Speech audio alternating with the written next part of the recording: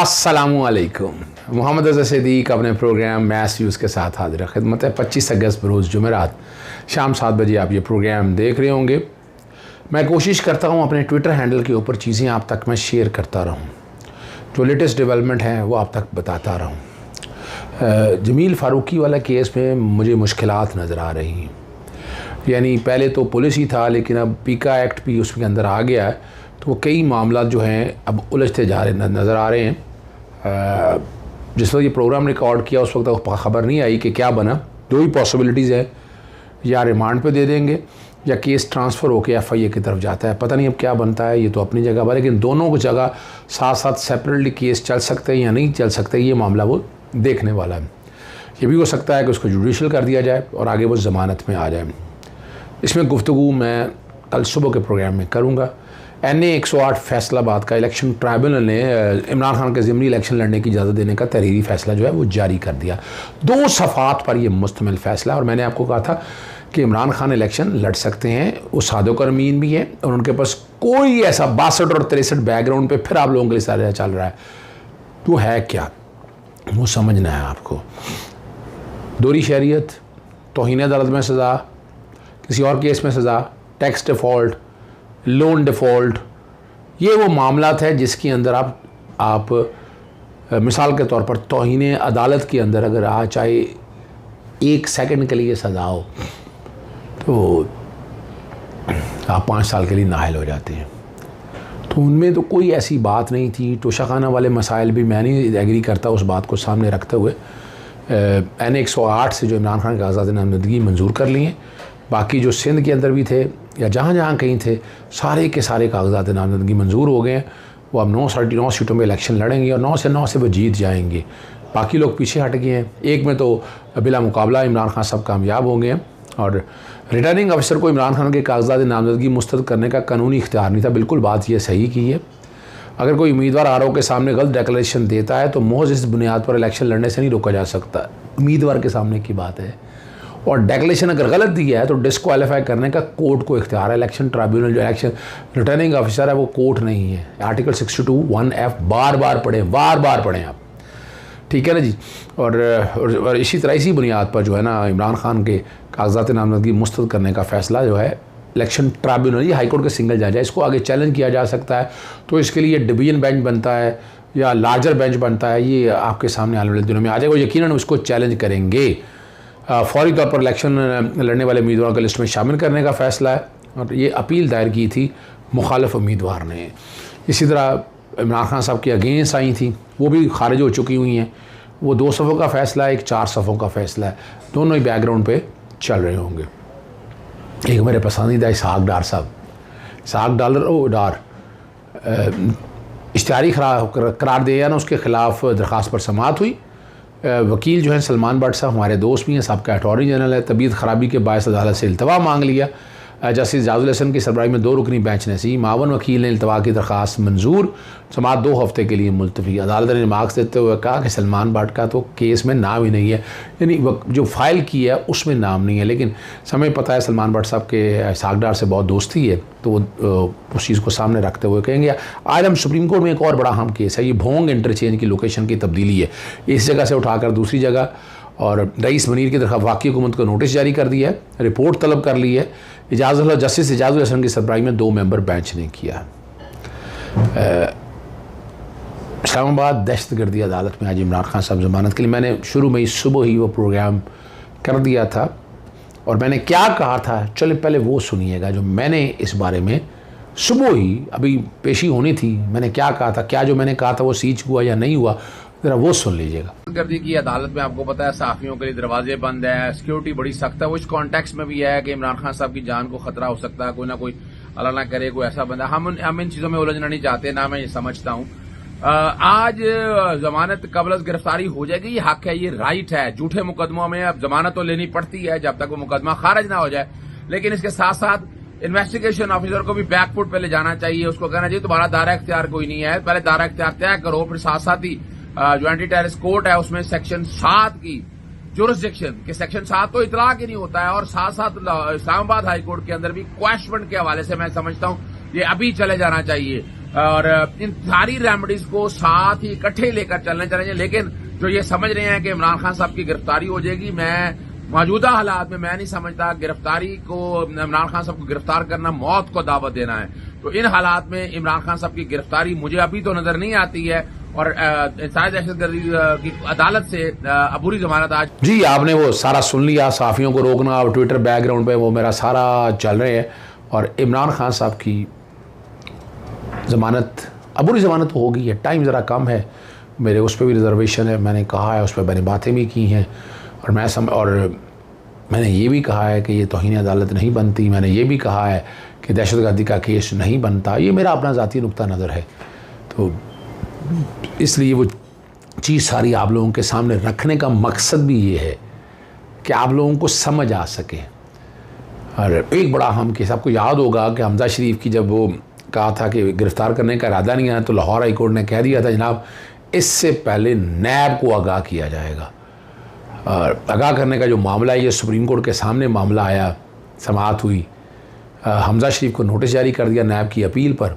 High court का फ़ैसला कानून के बरखिलाफ़ है, क्योंकि फ़ैसले मौजूद हैं कि मुलज़िम को गिरफ़्तारी से पहले आगाह करना ज़रूरी नहीं है। समाअत गैर मुइना मुद्दत के लिए मुलतवी कर दिया। जस्टिस एजाज़ुल हसन और जस्टिस मज़हर अली अकबर नकवी पर मुश्तमिल 2 मेंबर बेंच हैं। एक पीपल्स पार्टी के लिए अच्छी खबर है, मंसूर वसान के कागजात नामजदगी मुस्तरद होने के खिलाफ अपील पर समाअत, इलेक्शन लड़ने की इजाज़त दे दी है। सिंध हाई कोर्ट का फैसला मंसूर वसान के रास्ते में रुकावट नहीं बनेगा। कागजात नामजदगी जब भी जमा होंगे तो एतराज़ात का आज़ादाना जायज़ा लिया जाएगा। इलेक्शन ट्राइब्यूनल ने इलेक्शन होल्डर होने पर मंसूर वसान के कागजात नामजदगी मुस्तरद किए गए थे। सुप्रीम कोर्ट वाज़ेह कर चुकी है कि बदनीति पर असासे छुपाना नाअहली की वजह बन सकता है। खालिद जावेद ने बताया मंसूर वसान ने अकामा बदनीति की बुनियाद पर नहीं छुपाया था। और 2 रुकनी बेंच ने इस केस की भी समाअत की है। शहबाज गिल का जो है ना ज़मानत दायर हो गई है। मैंने आपको कहा था कि इसकी ज़मानत बड़ा मुश्किल केस है, मिस हैंडल भी हुआ है और आगे भी इतना आसान काम नहीं है। हो सकता है इसका ट्रायल बहुत तेज़ी से चले और शहबाज गिल को सज़ा भी सुना दी जाए। दरख्वास्त ज़मानत जो है ना वो दायर कर दी है और उन्होंने कहा है बदनीति और सियासी बोग्स की बुनियाद पर बनाया गया है। कोई इतना बड़ा लीडर तो नहीं। आपको याद है कि शहबाज गिल के अगेंस्ट पार्टी के अंदर कोई इतनी अच्छी आवाज़ नहीं उठती थी। बहुत से लोगों को एतराज़ात हैं उस हवाले से, तरीक़ाकार पे उन पर लोग बहुत एतराज़ात हैं। और वो ये उनका कहना है कि बयान को तोड़ मोड़ कर तकरीर का कुछ हिस्सा उठाकर मुकदमा दर्ज किया। वो प्रोफेसर है, बैनुल मुल्क दस्कों में पढ़ाते रहे हैं, जो दफ़ात लगती हैं वो बनती नहीं है, बदनीति की तहत मुकदमा में फंसाया गया, दरख्वास्त ज़मानत मंजूर की जाए। यहाँ जो अल्फाज थे वो दोहराना नहीं चाहता, जिस तरह वो चले हैं, लेकिन एक आम आदमी को समझने के लिए ज़रूरी है कहाँ अल्फाज और कहाँ रेड लाइन क्रॉस की है। मैं आपको बताता रहता हूँ, मैं फिर वो बताता हूँ कि यहाँ रेड लाइन एक क्रॉस हुई है, वो गलती माननी चाहिए। यही इमरान खान साहब ने भी कहा कि वहाँ पर गलती माननी चाहिए उन्हें। क्या कहा था, जो वो ज़्यादा लंबी नहीं होगी, वही अल्फाज जो हैं ज़रा वो सुन लीजिएगा।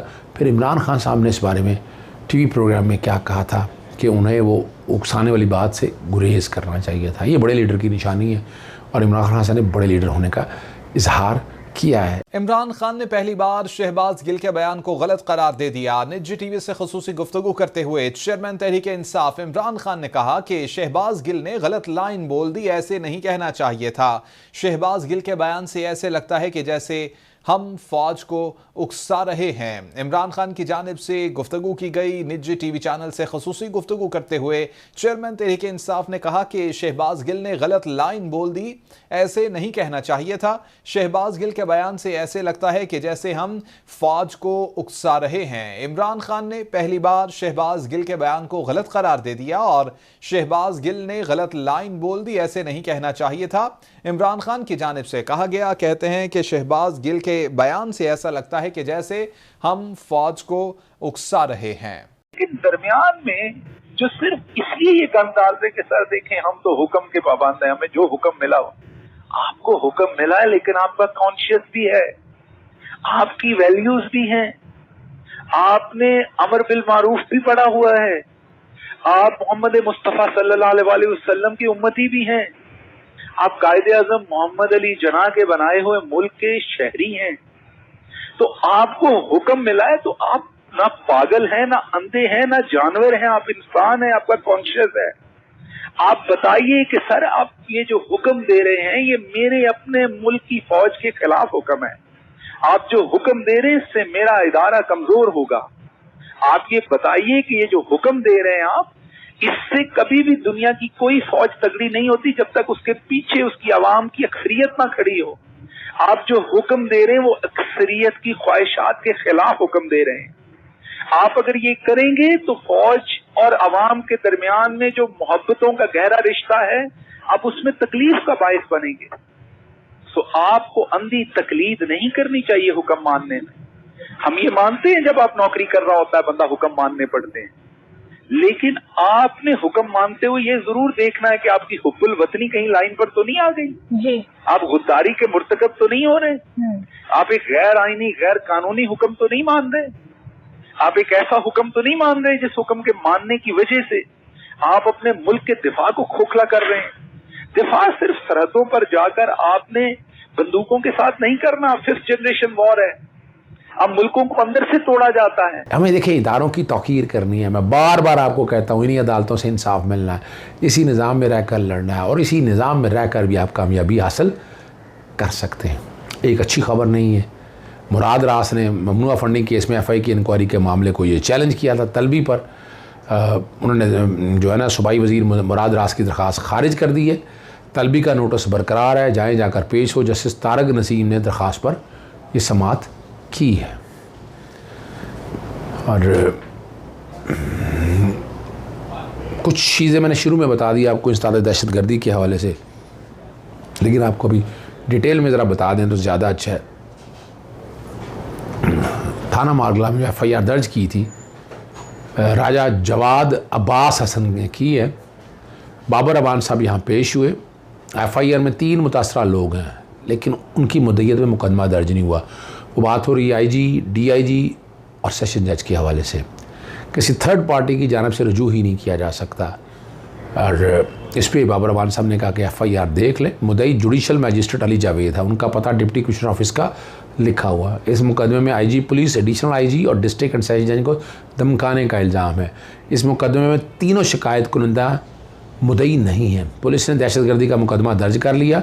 इस दास दहशतगर्दी अदालत ने 1 लाख के मुचलकों के एवज़ 1 सितंबर तक अबूरी ज़मानत मंजूर कर ली। इससे पहले आपको याद है तौहीन अदालत के केस की समाअत जो है वो 31 तक है। वो सिर्फ आप लोगों के समझाने के लिए मैंने सारी पोजीशन रखी है ताकि आप इस बात को समझ सकें।